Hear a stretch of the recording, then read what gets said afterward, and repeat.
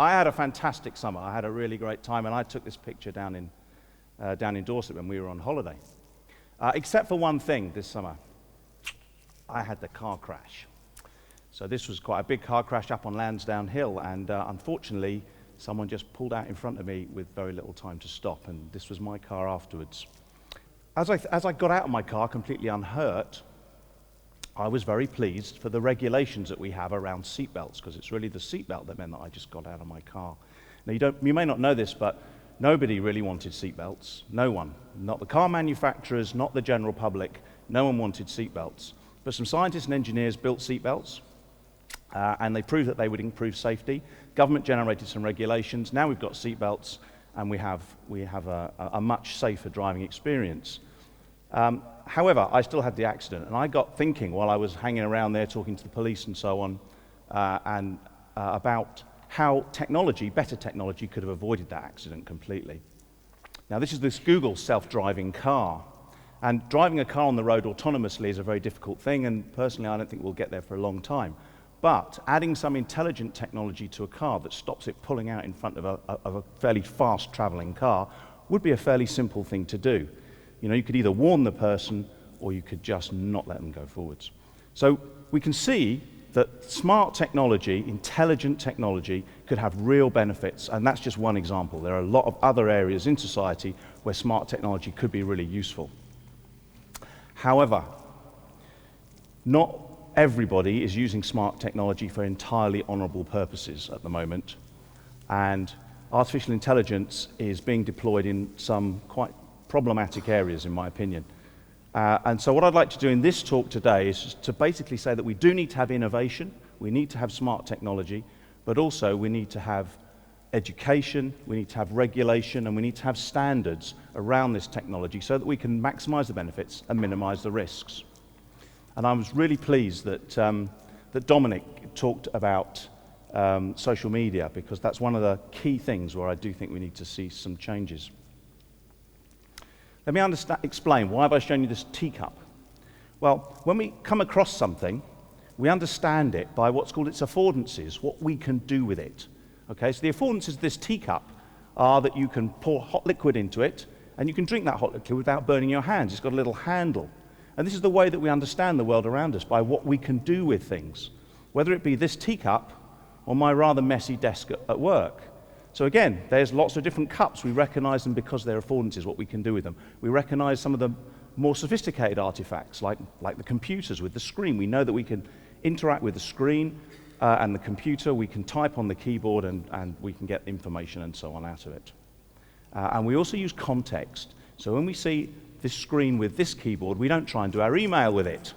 We know that it's in a public place. We know what it's for, because of the branding and so on, and so we can interact with it appropriately. So it's a combination of the affordances and the context that comes together. Question is, what do we think when we interact with this robot, when we suddenly encounter this robot? And that was the basis of my research at the university. When you first encounter a robot, you have kind of no mental model, no mind model. And so you ask yourself questions like, what's it for? How could I interact with it? What's its purpose? What's its capabilities? What's it kind of connected to? Who's running it? Why are they running this robot? Why has someone paid all this money to build a robot to encounter me? What's the purpose of it? And at the moment, that's entirely unregulated. Other than data protection regulations, entirely unregulated. The problem gets worse when we start talking about chatbots. Because with a chatbot, there's no physical thing. You're talking to a disembodied intelligence. I spoke to a chatbot developer recently, and he revels in the idea of being able to create chatbots that fool you into thinking they're a person. At the moment, there's nothing to stop them doing that. There's nothing to say you're interacting with a machine. So what I said to him was, surely, if we had a better mental model of the thing we were interacting with, if we knew its capabilities, what data sources it was connecting to, what it was going to do with our data, what its intention and purpose was, then surely we'd be able to interact with it more successfully.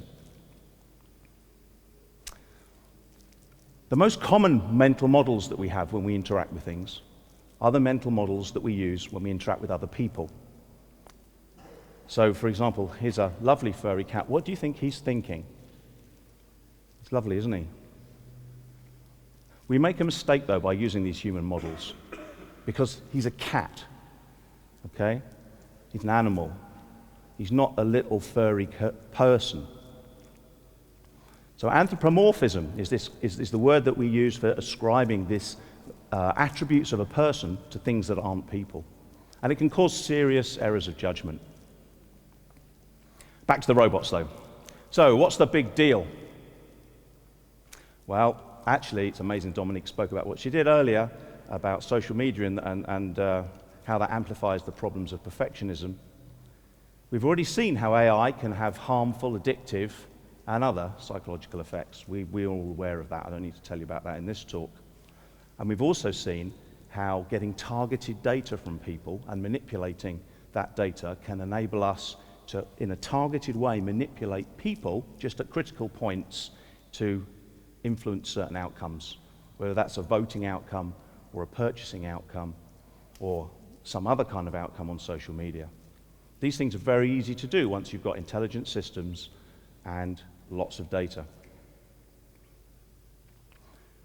I came across this robot in Lisbon at a robotics conference last year and took this picture. This is the iCub robot. When you interact with this robot, when you first meet this robot, it moves in such a way and it follows your gaze and it reaches out to you and you have an emotional experience with it. You can't avoid that. I mean, I know what it's made of. I even know roughly how it works. But you have this deep emotional experience. It feels like you're interacting with another person. How easily could you be deceived and manipulated by this robot? If you use your normal human mind models to interact with it, you've made a serious mistake. I mean, it looks like a person, but really, it's not going to be your new best friend. Even if advertisers tell you, and they will soon be telling you, that these things can be your new best friend. So, what can we do about this? Firstly, we all need to take time to understand the risks. And we need to incorporate AI ethics as part of our education at all levels.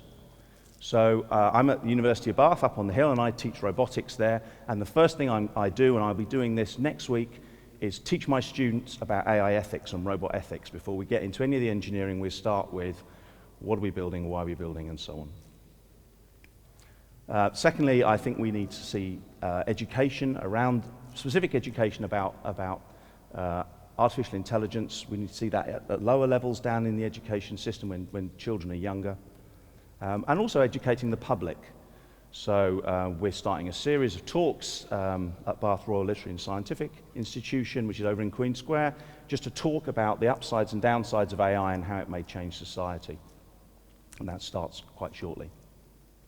So secondly, I think we need to think about standards and we need to think about regulation.